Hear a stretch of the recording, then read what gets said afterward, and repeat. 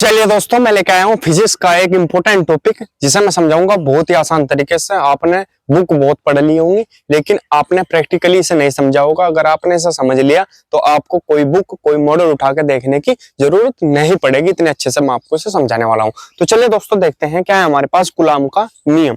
क्या है कूलॉम का नियम, इसे हम समझेंगे बहुत ही आसान तरीके से। ठीक है, तो सबसे पहले तो मैं ये समझाऊंगा इन लाइनों का मतलब क्या है, फिर बढ़ते हैं आगे। ठीक है, क्या है, दो स्थिर बिंदु आवेशों के मध्य, दो स्थिर बिंदु आवेशों के मध्य लगने वाला आकर्षण अथवा प्रतिकर्षण बल। आकर्षण भी हो सकता है, प्रतिकर्षण भी हो सकता है।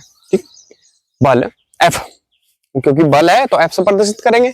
दोनों आवेशों की मात्राओं, दोनों आवेशों की मात्राओं यानी Q1 व Q2, क्योंकि दो आवेश हैं, एक Q1 मान लिया, एक Q2। ठीक है, के गुणनफल के गुणनफल के अनुक्रमानुपाती, इनका जो गुणनफल है उनके अनुक्रमानुपाती तथा दोनों आवेशों के बीच की दूरी, दोनों आवेशों के बीच की दूरी r के वर्ग के व्युत्क्रमानुपाती होता है। ठीक, तो समझेंगे क्या है। मान लेते हैं हमारे पास दो कोई बिंदु आवेश है, एक ये है एक ये है। ये है आपके पास Q1, ये मान लिया हमने Q2। इन पर मतलब एग्जांपल के तौर पर ले रहे हैं, जैसे इसने बताया F बल लग रहा है। ठीक है, F बल है, आकर्षण हो चाहे प्रतिकर्षण हो, F बल है दोनों आवेशों के मध्य। ठीक है, और इसके बीच की दूरी कितनी है, R है। इसके बीच की दूरी कितनी है, R है। इन दोनों के बीच की दूरी R है। तो क्या होता है, कूलॉम का नियम क्या बोलता है कि दो स्थिर बिंदु आवेशों के मध्य लगने वाला आकर्षण अथवा प्रतिकर्षण बल F, ये जो F है ये दोनों आवेशों की मात्राओं, दोनों आवेशों की मात्राएं यानी Q1 व Q2 के गुणनफल के। अब इन गुणनफल कैसा होगा, हमने लिख दिया Q1 Q2, ये क्या माना जाएगा, के गुणनफली तो है आपस में, गुणा का चिन्ह ना भी हो तब भी गुणनफली। ठीक है, के अनुक्रमानुपाती, के अनुक्रमानुपाती, अनुक्रमानुपाती का चिन्ह लगा दिया, क्लियर। तथा दोनों आवेशों के, फिर इस फॉर्मूले से डेफिनेशन याद करनी सिखाऊंगा कि कैसे याद रख सकते हैं।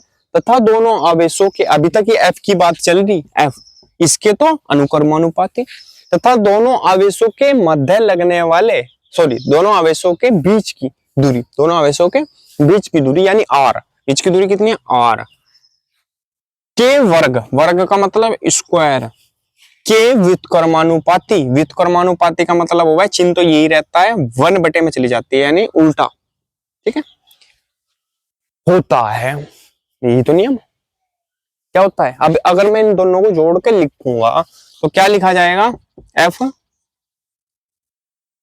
अनुक्रमानुपाती Q1 Q2 बटे क्या लिखा जाएगा, R स्क्वायर, ये तो लिखा जाएगा। क्लियर है, कोई दिक्कत नहीं है, ये लिखा जाएगा, सिंपल सी बात है, समझ गए ना।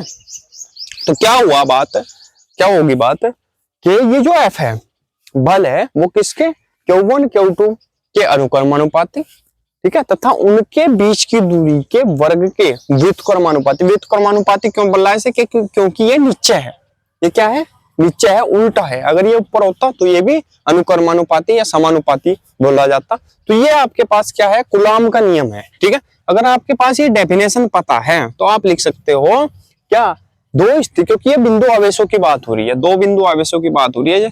ठीक है, Q1 और Q2 की बात हो रही है, तो आप लिख सकते हो दो बिंदु आवेशों के बीच या मध्य लगने वाला जो बल है, चाहे वो आकर्षण हो चाहे प्रतिकर्षण हो, कहीं कहीं विद्युत बल भी लिखा हुआ मिलेगा आपको, बल उन दोनों आवेशों के मात्राओं के गुणनफल के अनुक्रमानुपाती तथा उनकी बीच की दूरी, क्योंकि R है, के वर्ग के व्युत्क्रमानुपाती होता है।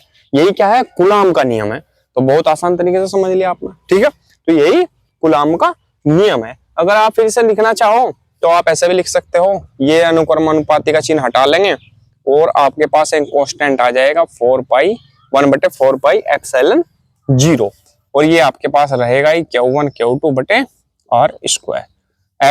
F की वैल्यू निकालने हैं, इसका मात्रक क्या होता है बल का, न्यूटन, तो इसलिए लगा लेंगे न्यूटन। तो आप इसे ऐसे भी लिख सकते हैं। ठीक है, तो स्क्रीनशॉट इसका ले लेंगे। तो दोस्तों अगर वीडियो अच्छी लगी हो तो प्लीज वीडियो को लाइक कीजिए, कमेंट कीजिए और हमारे चैनल को सब्सक्राइब कीजिए और घंटी का बटन भी दबा लीजिए, जिससे आपको हमारी वीडियो की नोटिफिकेशन सबसे पहले मिल सके। मिलते हैं अगले वीडियो में, तब तक के लिए बने रहिए हमारे चैनल पर। धन्यवाद।